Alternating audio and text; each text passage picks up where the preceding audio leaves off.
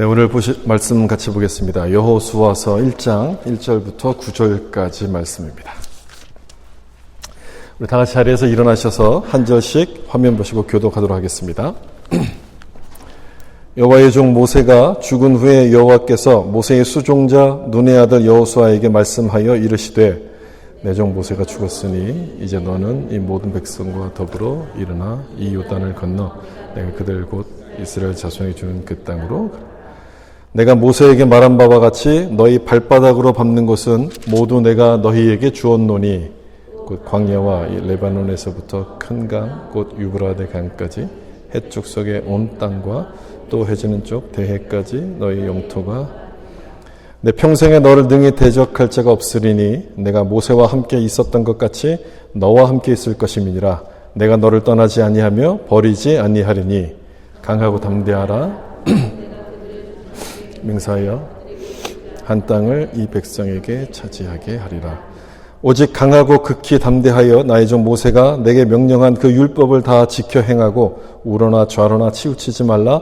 그리하면 어디로 가든지 형통하리니 율법책을 내 입에서 떠나지 말게 하며 주야로 그것을 묵상하여 그 안에 기록된 대로 다 지켜 행하라. 될 것이며 내가 형통. 같이 읽겠습니다. 내가 내게 명령한 것이 아니냐? 강하고 담대하라. 두려워하지 말며 놀라지 말라. 내가 어디로 가든지 내 하나님 여호와가 너와 함께 하느니라 하시니라. 아멘. 말씀에 은혜 받으세요. 인사하면서 앉겠습니다. 말씀에 은혜 받으세요. 아멘. 강하고 담대하라는 제목으로 말씀을 나누겠습니다. 지난 신년 주일에 약속의 땅을 정복하자는 제목으로 말씀을 나눴습니다. 이 정복하자, 이 말은 참 쉽지만 정복하는 것은 참 어렵지 않습니까? 어디서부터 해야 될지가 좀 막막하고 또 막막하다 보니까 두려운 마음이 생기죠. 이민자나 또는 유학생 부모로 오신 분들에게는 이곳이 아마 약속의 땅일 겁니다. 또 사업을 하는 분들에게는 사업이 약속의 땅이 될 텐데 현실이 참 불확실해져. 어떻게 될지 아무도 모르죠. 불확실한 현실이 우리 앞을 가로막고 있기 때문에 참 두렵습니다. 어떻게 적응을 해야 될지도 또 어디서부터 시작해야 될지 모르기 때문에 약속의 땅이 내 눈앞에 있음에도 불구하고 참 두려울 때가 많은데 이런 우리에게 여호수아서 말씀은 참 힘이 되는 말씀입니다. 여호수아도 똑같이 두려웠거든요. 약속의 땅을 눈앞에 두고 두려움이 있었지만 그 두려움을 이기고 그 땅을 정복했기에 이 말씀은 우리에게 힘을 주는 말씀이에요. 그래서 여호수아서를 쭉 나누면서 우리 가운데 주는 하나님의 은혜를 좀 나누려고 하는데요. 그 여호수아가 갖고 있었던 두려움은 두 가지였습니다. 하나는 모세의 뒤를 이어야 한다는 그 부담감이 하나가 있었고 또 하나는 가나안의 강력한 민족과 전쟁을 치러야 된다는 것이 두 번째 부담이었어요. 누군가의 후임으로 들어가는 것, 좋을 수도 있겠지만 그 전임자가 뛰어난 사람이라면 이것만큼 부담스러운 일도 없습니다. 굉장히 스트레스 받는 일이죠. 1절을 보시면 여호와의 종 모세가 죽은 후에 여호와께서 모세의 수종자 눈의 아들 여호수아에게 말씀하여 이르시되 우리 지난주에 본 것처럼 모세가 죽었어요.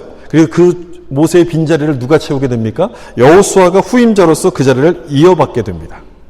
근데 여러분 모세가 누굽니까? 모세가 어떤 사람입니까?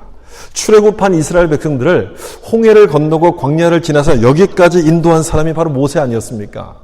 위기가 터질 때마다 그의 탁월한 리더십을 통해서 그 위기를 극복하고 이 가나안 땅에 도착해서 전쟁을 딱 앞둔 상황인데 여기서 모세가 죽어요.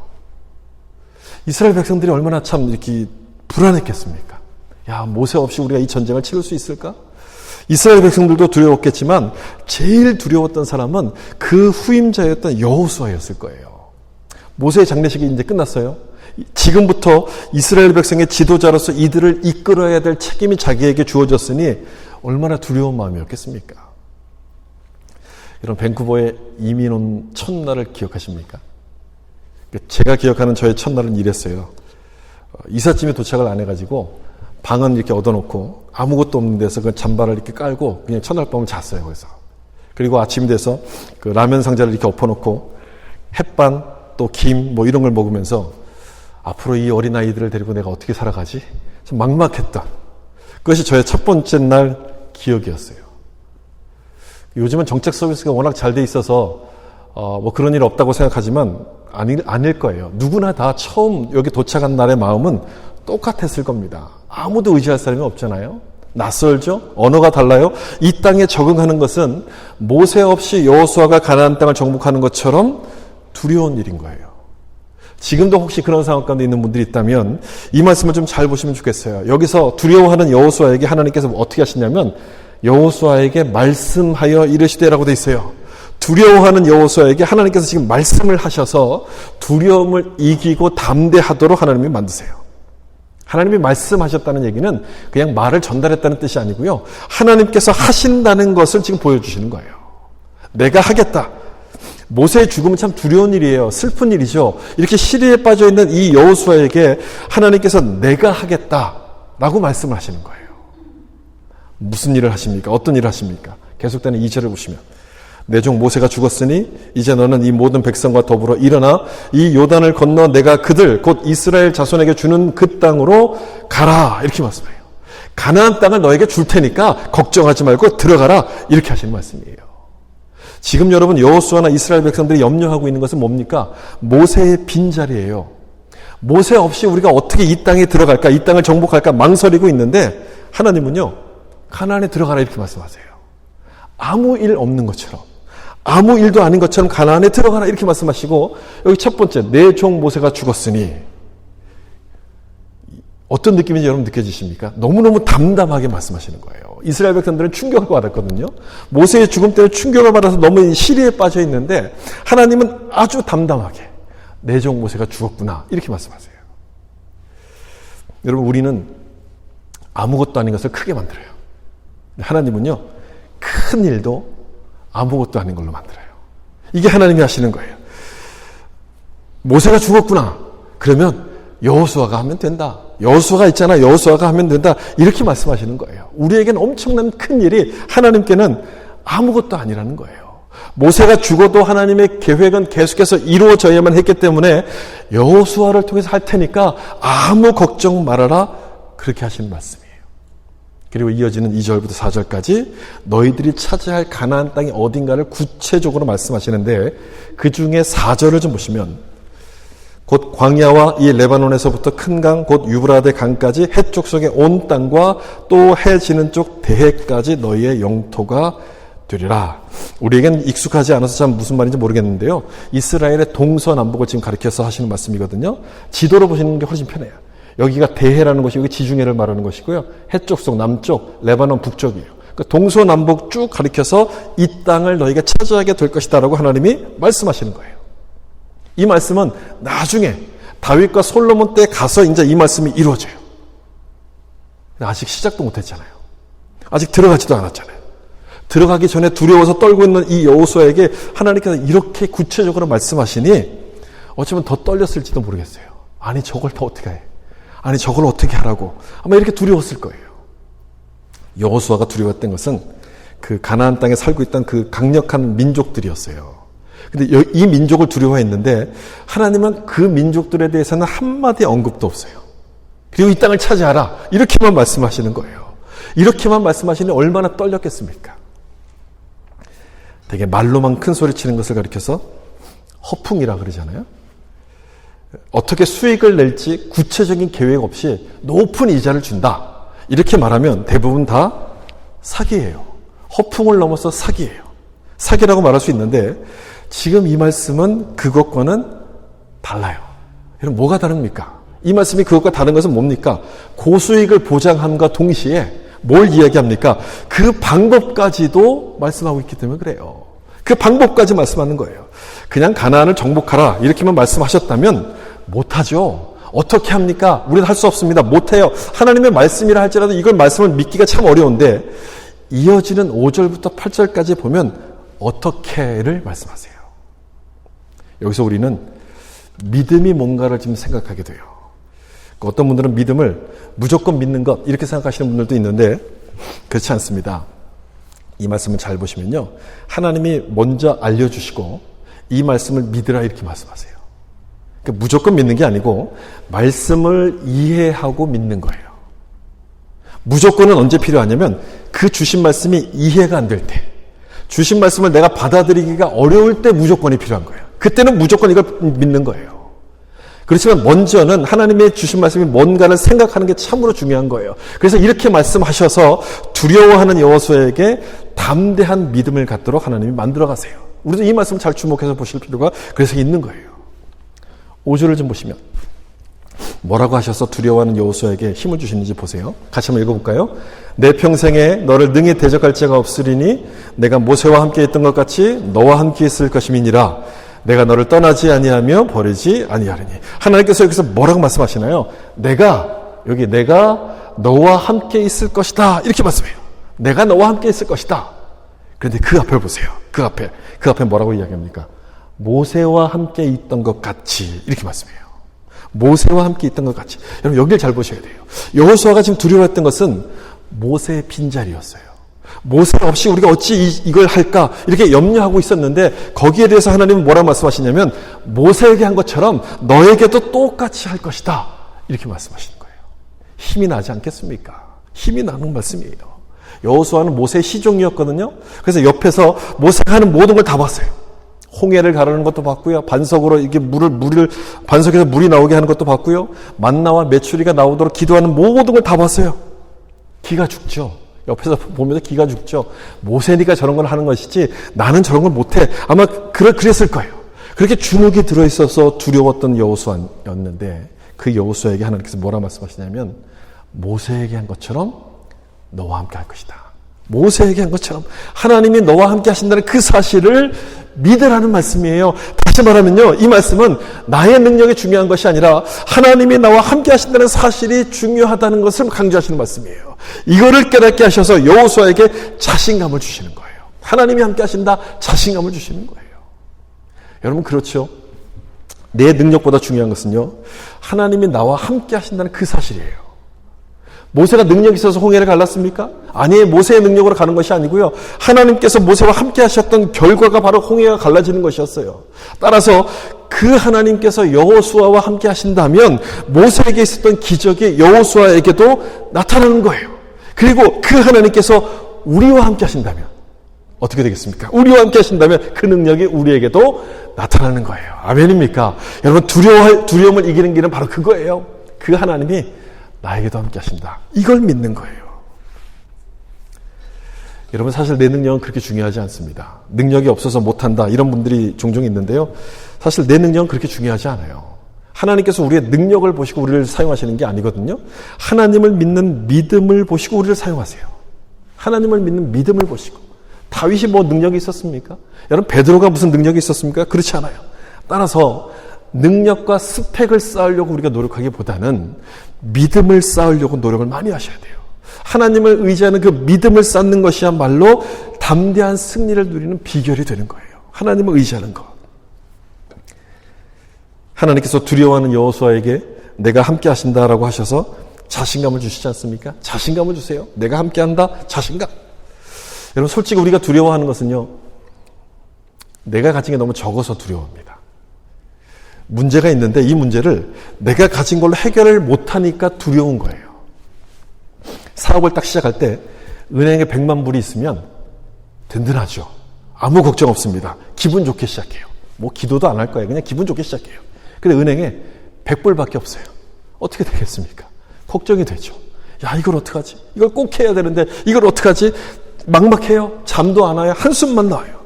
그래서 하나님이 뭐라 말씀하시냐면 내가 너와 함께 하신다는 것을 상기시키는 거예요. 내가 함께한다. 하나님이 함께한다는 얘기는요, 그냥 같이 있는다는 그런 얘기가 아니라 하나님이 가진 모든 것을 나에게 주신다는 그 말씀인 거예요. 하나님은 이 세상 모든 것을 갖고 계신 분 아닙니까? 그 하나님의 모든 것을 나에게 주신다는 거예요. 세계 최고의 슈퍼컴퓨터에 내 컴퓨터를 딱 연결시켜 놓은 것과 똑같은 거예요. 그 모든 리소스를 다 내가 쓰는 거예요. 다시 말하면 문제를 보지 말고 나를 보라. 이 말씀을 지금 주시는 거예요. 문제를 보지 말고 나를 보라. 문제를 보면 여러분 두렵잖아요. 그 문제가 해결이 안 되니까 두려워요. 그래서 자꾸 이 문제를 분석해요. 어떻게 해결하지? 어떻게 해결하지? 분석해요. 분석하면 분석할수록 답이 더 안 나와요. 더 두려워요. 그럴 때는 문제를 보지 마시고 나와 함께 하시는 그 하나님을 보셔야 돼요. 나와 함께 하시는 하나님. 그 하나님을 바라봐야 된다는 것을 지금 여기 주시는 말씀이 바로 이 말씀인 거예요. 모세 없이는 가나안 정복이 불가능해 보이지만 그 문제에 압도되지 말고 하나님께서 함께 하신다는 사실을 믿으라는 거예요. 모세의 하나님이 여호수아의 하나님이시기 때문에 하나님을 의지할 때 이길 힘을 주신다라고 말씀하는 것이죠. 여러분들도 한번 그렇게 해보시면 좋겠어요. 어떤 문제가 여러분 앞을 가로막고 있습니까? 문제에 여러분 사로잡히지 마시고요. 그 문제 뒤에 계시는 나와 함께 하시는 그 하나님을 바라보세요. 나의 부족한 지갑을 보면서 여러분 한숨 쉬지 마시고요. 나의 부족함이 아니라 능력이 무한하신 그 하나님을 바라보셔야 돼요. 모세의 하나님이 여호수아의 하나님이시고 또한 그 하나님이 나의 하나님이심을 믿으면 두려움을 이길 수 있어요. 두려움을 넘어서 담대한 믿음으로 달라지게 된다는 그 사실 여러분 믿으시길 바랍니다. 8절 말씀 보시면 우리 제일 중요한 말씀이죠. 같이 한번 읽어볼까요? 이 율법책을 내 입에서 떠나지 말게 하며 주야로 그것을 묵상하여 다 지켜 행하라. 그리하면 내 길이 평탄하게 될 것이며 내가 형통하리라. 두려워하는 여호수아에게 담대하라고 하나님이 주신 말씀이 바로 이 말씀이에요. 율법 말씀을 묵상하라. 오늘 본문에는 강하고 담대하라는 말씀이 여러 번 나와요. 한 3번 정도 나와요. 반복한다는 얘기는 여호수아가 그만큼 두려웠다는 얘기죠. 담대한 마음을 가졌으면 뭐 담대하라 이렇게 말할 필요가 없어요. 근데 무서워하니까 두려워하니까 자꾸만 여러 번 강하고 담대하라 이렇게 말씀하시는데 중요한 것은 뭐냐면 어떻게입니다.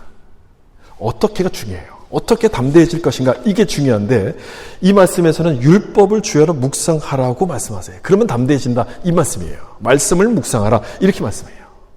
묵상이라는 것은 생각하고 또 생각하는 것 아닙니까? 소가 여물을 먹고 자꾸 되새김질을 하듯이 계속 생각하는 거예요. 하나님이 왜 이 말씀을 나에게 하셨을까? 지금 이 상황에서 하나님의 뜻이 도대체 뭘까? 내가 무엇을 하는 것을 하나님께서 기뻐하실까? 이걸 자꾸만 생각하는 거예요. 이게 묵상이에요. 근데 여러분 우리가 얼마나 바쁘게 삽니까? 얼마나 바빠요? 묵상을 하고 싶어도 시간이 없어서 우린 못할 정도 굉장히 바쁘게 살잖아요. 바빠서 우린 못한다고 생각하는데 이걸 좀 잘 보셔야 돼요. 지금 이 말씀을 누구에게 지금 주고 계십니까? 이 말씀을 누구에게 하시는 말씀이에요? 여호수아에게 하시는 말씀이거든요. 여러분 여호수아가 한가한 사람입니까? 아니죠. 이제 막 이스라엘 백성들의 지도자가 됐어요. 뭐 1년, 2년 지났으면 이제 그 일에 익숙해져 갖고 시간을 좀 낼 수도 있었겠지만 이제 막 시작한 상황인 거예요. 할 일이 얼마나 많겠습니까? 일도 일이지만 마음은 더 급했을 거예요. 그 바쁜 여호수아에게 주야로 말씀을 묵상하라. 주야로 말씀을 묵상하라. 아무리 바빠도 이 일이 가장 중요한 일이다라고 말씀하시는 것이죠. 말씀 묵상이 최우선순위라고 지금 하시는 말씀이에요. 이와 똑같은 말씀을 이스라엘의 왕들에게도 하셨어요. 율법책을 옆에 두고 평생을 읽고 하나님을 경외하라 이렇게 말씀하십니다. 왕들에게 그렇게 말씀하셨어요. 왕의 시간이 많으니까 그런 말씀하셨겠어요? 여러분 엄청 바쁜 사람들 아닙니까? 왕이 되면. 그런데도 말씀을 묵상하라고 하시는 것은 그보다 더 중요한 일은 없기 때문에 그래요. 가장 중요한 일이기 때문에 그래요. 왜 중요한지 아십니까? 말씀 묵상이. 그 앞에 나오는 7절을 좀 보시면 여기 나오는데 여기 보시면 오직 강하고 극히 담대하여 나의 종 모세가 내게 명령한 그 율법을 다 지켜 행하고 우러나 저러나 치우치지 말라. 말씀 묵상의 중요성이 여기 있어요. 좌로나 우로나 치우치지 않도록 우리를 붙잡아주기 때문에 그렇다는 거예요. 바쁜 여호수아에게 말씀 묵상을 요구하셨던 것은 지도자에게는 수많은 소리가 들려오기 때문에 그렇습니다. 여러분 리더의 자리에 딱 있으면요. 여러 사람들이 찾아와서 이야기를 해요. 때로는 진심으로 조언을 해요. 또 때로는 자기의 유익을 좀 얻기 위해서 조언을 하는 그런 경우도 있어요. 여러 소리들이 막 들려요. 그래서 어떤 말이 참이고 어떤 말이 거짓인지를 구별하지 못하면 흔들려 버리는 거예요.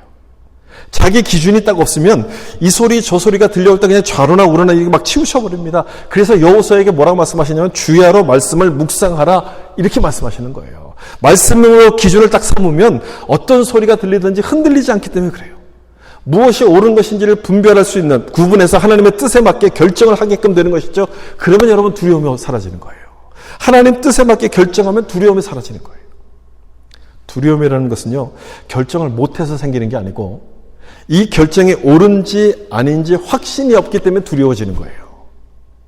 여러분 그렇지 않습니까? 이 길이 맞나 틀리나 아닌가 왜 고민합니까? 하나님이 이 길을 원하시는지 아닌지 하나님의 뜻을 몰라서 우리가 고민을 하는 거거든요. 그런데 말씀을 묵상하는 사람은 하나님의 뜻을 분별하는 지혜가 있기 때문에 그런 상황 가운데서 어디를 택해야 될지를 정확히 압니다. 그러니까 두려움은 사라지고 담대함이 생기는 거예요. 따라서 바쁠수록 뭘 묵상해야 합니까? 하나님 말씀을 묵상하셔야 돼요. 지금은 바쁘니까 나중에 해야지. 뒤로 미루면 절대 못합니다. 바쁠수록 여러분 더 묵상하셔야 돼요. 요즘은 전화기에 그 성경 앱도 얼마나 좋은 게 많은지 몰라요. 그 앱을 이용하셔서요. 가능하면 시간 날 때마다 말씀을 자꾸 가까이 하는 그런 모습들이 우리 안에 있어야 돼요. 다시 8절을 좀 보시면 여기서 주야로 묵상하라 이렇게 되어 있어요. 주야로 묵상하라. 이 주야로 묵상하라는 말씀은 깊이 묵상하라는 얘기겠죠. 한 구절을 또는 짧은 그 말씀을 아주 깊이 묵상하는 것을 말해요. 성경을 많이 읽는 것도 중요하겠지만 이 깊이 묵상하는 이것도 참 중요한 거예요. 나에게 주신 그 말씀이 무슨 뜻인가를 깊이 마음 깊이 생각하고 또 생각하면 나를 혼란하게 만드는 세상의 소리들이 작아지고요. 하나님의 음성이 크게 들리기 시작해요. 이걸 반대로 하면 반대로 말씀 묵상을 하지 않으면 세상의 소리가 점점 커지겠죠. 하나님의 뜻은 들리지 않아요. 하나님의 뜻에 대해서는 관심이 없어지고 그냥 사람들이 하는 이야기를 따라가요. 여기가 좋다 그러면 여길 가요. 사람들 이야기만 따라가요.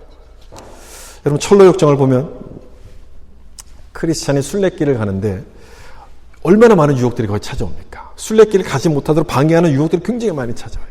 세속 현자가 찾아와가지고 죄짐을 풀어줄 테니 나를 따라오라 이렇게 유혹을 하기도 하고 그 중에 하나는 허영의 시장이라는 것이 있어요. 허영의 시장에 가면 모든 것을 다 잃어버려요. 내가 어디를 가든지조차 잊어버리게 해서 그 시장 속에 빠져서 살도록 그렇게 유혹을 해요. 그래서 우리가 말씀에 대한 기준을 두지 않으면 이런 유혹들이 찾아올 때 한순간에 그냥 넘어집니다.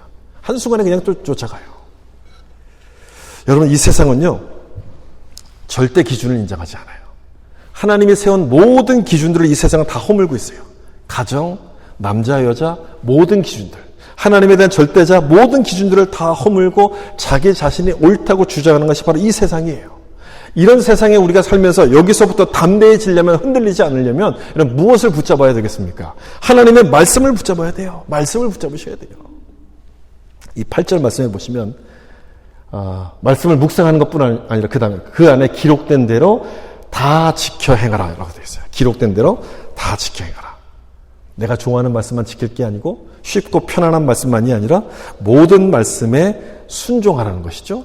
묵상하고 그 말씀에 순종하라. 그 다음 그 결과는 뭐냐면 내가 내 길이 평탄하게 될 것이며 내가 형통하리라 이렇게 말씀해요.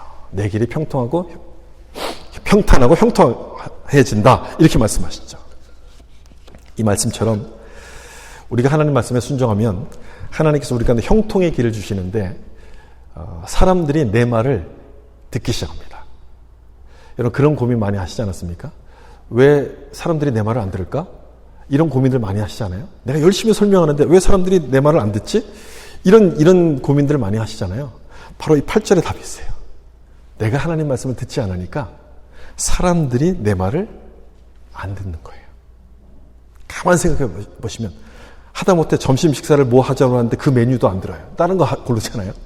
가만히 생각해 보시면 맞을 거예요. 제가 지난주에 부모의 권위가 그 기도에서부터 나온다 이런 말씀 드렸는데 아이들이 부모의 말을 듣는 것도 마찬가지입니다. 아이들이 여러분 말을 안 들으면 얼마나 속이 상해요. 참 속상하잖아요. 근데 왜 안 들을까요? 아이들이 왜 우리 부모의 말을 안 들을까요? 내가 하나님 말씀을 안 들어서 그래요. 내가 하나님 말씀에 순종하는 모습을 자녀들에게 보였으면 여러분 자녀들도 여러분에게 순종할 거예요. 틀림없어요. 순종할 거예요. 말씀에 순종하는 자에게는 영적인 권위를 주셔가지고 그 사람 말에 순종할 수밖에 없어요. 뭔가 모를 힘이 느껴져서 그 사람이 하는 말에 순종하고 그 사람을 따를 수밖에 없게끔 되는 거예요. 여러분 지난주에 우리 모세의 죽음, 모세가 여호수아를 후계자로 세운 것처럼 우리도 나의 여호수아를 세워야 된다는 그런 말씀 제가 드렸는데요. 나의 여호수아를 세워야 되는데 그 여호수아가 누구냐면 우리들의 자녀인 거예요. 자녀. 우리들의 자녀를 우리의 여호수아를 세워가야 돼요. 제가 지난주에 그 말씀까지 드리지를 못했어요. 가끔 설교가 끝나고 나면 너무 한 가지 막 집중해서 설명드리다 보면 잊어버리고 지나가는 부분들이 있어서 참 아쉬운데 지난주가 바로 그랬어요. 우리 자녀들을 나의 여호수아로 키워야 된다. 그 말씀을 제가 지난주에 깜빡 잊고 드리지 못했어요. 우리 자녀가 나의 여호수아가 되어야 되는 거예요. 많은 분들은 스티브 잡스처럼 자녀를 키우고 싶어요. 명문대를 가서 훌륭한 인물이 돼서 세상을 바꿀 아주 뛰어난 사람으로 키우고 싶어 하는데 그것보다는 여호수아처럼 키우는 게 저는 맞다고 생각해요. 이름만 조슈아라고 짓지 말고 정말 하나님 말씀에 순종하는 아이로 키워야 한다는 거예요. 여러분 왜 그런지 아십니까? 여호수아로 키워놓으면요, 이 아이가 스티브 잡스 같은 사람이 될 수 있어요. 근데 반대로 스티브 잡스처럼 키우면 여호수아가 될 수는 없어요. 이 아이들을 키워보신 분들은 아시겠지만 이 아이가 내 마음대로 따라와 줍니까? 절대 내 마음대로 따라와 주지 않아요. 내가 원하는 대로 되지 않아요. 그러니까 내 뜻대로 키우지 마시고요. 하나님의 뜻대로 키우는 게 맞는 거예요. 하나님 말씀에 순종하도록 가르치면 이 아이들이 스스로 말씀을 깨닫고 자기 스스로 세상을 바꾸는 여호수아로 자라가기 시작하는 거예요. 여러분 내 자녀를 나의 약속의 땅이라고 생각하시는 분들 굉장히 많을 거예요. 이 약속의 땅을 어떻게 키워야 되겠습니까? 어떻게 정복할 수 있겠습니까? 이 아이를 어떻게 키워야 될 것인가 여러분 두렵지 않습니까? 이 아이가 어떻게 자라갈 것인가 두렵지 않습니까? 그 두려움을 이기는 비결이 하나님 말씀 안에 있다는 사실을 여러분 기억하셔야 돼요.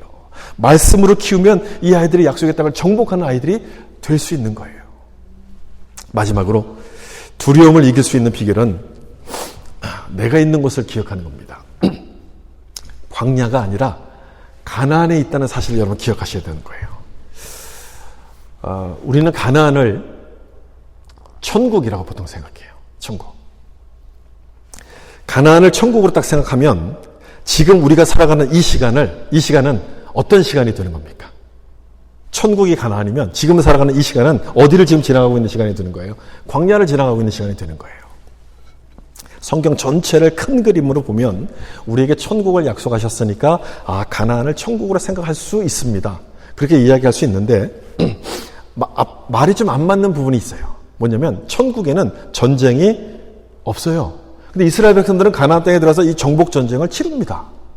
그리고 가나안 땅에는요, 원수들, 이 가나안 민족들이 살고 있어요. 근데 천국에는 원수가 살고 있지 않아요. 몇 가지 안 맞는 점들이 있어요. 그래서 여호수아에서 나오는 이 가나안 땅은 우리가 어떻게 봐야 되냐면 가나안 땅에 들어갔다는 얘기는 천국에 들어갔다는 말씀이 아니라 하나님의 약속을 받고 구원받은 사람들의 모습을 설명하는 말씀으로 보시는 게 맞아요. 구원받은 하나님의 백성들의 모습을 설명하는 것이 이 여호수아서에 나오는 가나안 땅의 모습이라고 여러분 기억하셔야 된다는 거예요. 우리가 이 점을 놓치지 않고 기억한다면 두려움을 벗어나서 승리하는 삶을 살 수 있어요. 이게 중요한 포인트예요. 왜냐하면 우리가 두려워하는 것은요, 내가 광야에 살고 있다고 생각하기 때문에 두려운 거예요. 그런데 예수 믿는 사람들은 이미 광야를 벗어나서 가나안 땅에 들어간 거예요.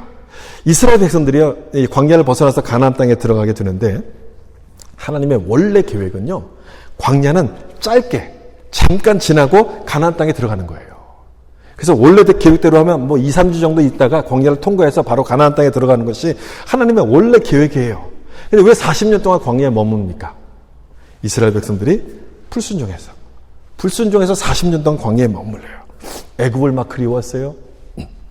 그리고 옛사람의 습관을 따라 살다가 광야에서 오래오래 머물게 돼요. 우리가 지금의 삶을 광야라고 생각하는 것은 바로 그 부분 때문에 그래요. 뭔가 힘든 일이 나에게 딱 찾아오면 하나님의 말씀보다는 세상의 소리를 따라가게 되고 옛사람의 습관을 쫓아가는 거예요. 그러면서 감사보다는 불평하게 되고 낙심하기 때문에 광야라고 자꾸만 우리가 생각을 하는 거예요. 이스라엘 백성들이 광야에서 보여준 모습과 내 모습이 똑같기 때문에 지금 내가 광야에 있구나라고 생각을 하는 거예요. 우리의 모습을 보면 그래요. 우리의 모습을 보면 그렇지만 하나님께서 뭐라고 말씀하셨냐면 예수 믿는 자들은 가나안에 들어갔다라고 말씀하시는 거예요. 예수 믿고 구원받은 사람은 가나안에 있는 것이지 광야에 있는 것이 아니다. 그걸 생각하지 않기 때문에 우리는 자꾸만 광야처럼 살아갑니다. 광야 모드로 살아가요. 쫓아가면서 그렇게 살아가는 거예요. 애굽은 벗어났지만 가나안 땅에서 주셨던 약속과 승리를 체험하지 못하고 그냥 근근히 광야처럼 살아가는 거예요. 그래서 두려운 거예요. 그래서 두려운 건데 이 두려움을 이기려면 내가 어디에 있는지를 확인하셔야 돼요. 내가 어디 있는가. 예수 믿는 우리는 여러분 어디에 있습니까? 광야입니까? 가나안입니까? 가나안 땅에 있는 거예요. 가나안 땅. 이 가나안 땅은 그냥 천국을 의미하는 것이 아니라 예수 믿는 자에게 주시려고 하시는 하나님의 승리와 약속, 축복을 의미하는 땅이라는 거예요. 하나님과 동행하면서 그 땅에 들어가서 가나안 족속을 몰아내는 것처럼 세상의 죄를 몰아내면서 승리와 기쁨을 누리는 크리스찬의 삶을 가리켜서 가나안이라고 성경에 지금 소개하고 있어요. 승리와 기쁨을 누리는 삶. 그걸 경험하시려면 내가 광야가 아니라 가나안에 있다는 사실을 믿고 가나안에 맞는 삶을 살아가셔야 되는 거예요. 광야 모드가 아니라 가나안 모드로 이렇게 바꿔가셔야 된다는 거예요. 그게 도대체 여러분 뭘까? 가나안 모드로 산다는 게 뭘까? 이스라엘 백성들이 광야에서 어떻게 했는가를 좀 생각해 보세요. 광야에서 애굽을 생각하지 않습니까? 자꾸 뒤를 돌아봐요. 애굽에서는 이것도 먹었는데 뒤를 돌아봐요. 모세의 권위에 도전해요. 불평해요. 뭔가 자꾸 낙심해요. 그래서 이들이 가나안 땅에 딱 들어가서는 이러면 어떻게 됩니까? 애굽을 더 이상 보지 않고요. 하나님의 약속에 집중하기 시작합니다. 이 땅을 하나님께서 우리에게 주셨다는 그 약속을 믿고 싸워서 승리합니다. 싸울 때에도 약속을 믿었기 때문에 두려워하지 않고요. 강하고 담대하게 싸워요. 이미 약속하셨으니까. 승리를 우리 가운데 약속하셨으니까 걱정하지 않고 염려하지 않고 싸워요. 아주 여유 있게 싸웁니다. 눈치를 보지 않아요. 여러분 광야에서는 이 다른 민족들의 눈치를 얼마나 봤습니까? 이 길 좀 통과하게 해주세요. 얼마나 눈치를 봤어요. 근데 가나안에 딱 들어와서는요. 다른 민족들이 이스라엘 백성의 눈치를 봐요. 광야의 목적은 생존이에요. 가나안의 목적은 안식과 영광이에요. 삶 자체가 다른 거예요. 완전히 다른 거예요. 약속을 믿고 살기 때문에 어떤 상황 가운데서도 두려워하지 않고 강하고 담대한 마음을 갖고 삽니다. 가나안 땅의 삶이 바로 그 삶이에요. 이스라엘 백성들이 바로 그랬어요. 광야에서는 불평하던 이들이 가나안에 들어가서는 하나님의 약속을 의지하면서 감사하기 시작합니다. 광야에서는요, 살기에 급급했기 때문에 아주 작은 일에도 막 불평하기 시작했어요. 두려워했어요. 그렇지만 가나안에 딱 들어가서는요, 작은 일에도 두려워하지 않고 가나안에서 담대하게 승리를 선포하면서 하나님의 약속을 믿고 전진합니다. 놀라지 않습니다. 두려워하지 않습니다. 이게 여러분 가나안 땅의 삶이에요. 놀라지 않아요. 두려워하지 않아요. 담대하게 승리를 선포해요. 여러분이 예수를 믿는데도 여전히 두렵고 불안하고 생존에 급급하게 살고 있다면 광야 모드로 살고 있는 거예요. 광야 모드로. 그런 분들은 빨리 지금 나를 가나안 땅으로 인도하셨다는 것을 믿고 가나안 모드로 바꾸셔야 돼요. 승리와 약속과 축복을 주시는 그 가나안 모드로 빨리 전환을 하셔야 돼요. 여호수아에게 강하고 담대하라고 주신 이 말씀은 바로 그런 뜻인 거예요. 너가 있는 곳은 광야가 아니라 가나안이다. 하나님이 약속하신 가나안 땅이다. 그러니 나를 믿고 두려워하지 말라. 두려워하지 말고 담대하라. 이렇게 하시는 말씀이에요. 내 힘을 의지하면 생존에 급급한 삶을 살게 되지만 하나님을 의지하면 여유가 생겨요. 작은 거에도 불평하지 않아요. 작은 거에도 낙심하지 않고 불안해하지 않고 담대하고 평안한 마음 갖고 살아가기 시작합니다. 여러분 우리도 이래야 되지 않겠습니까?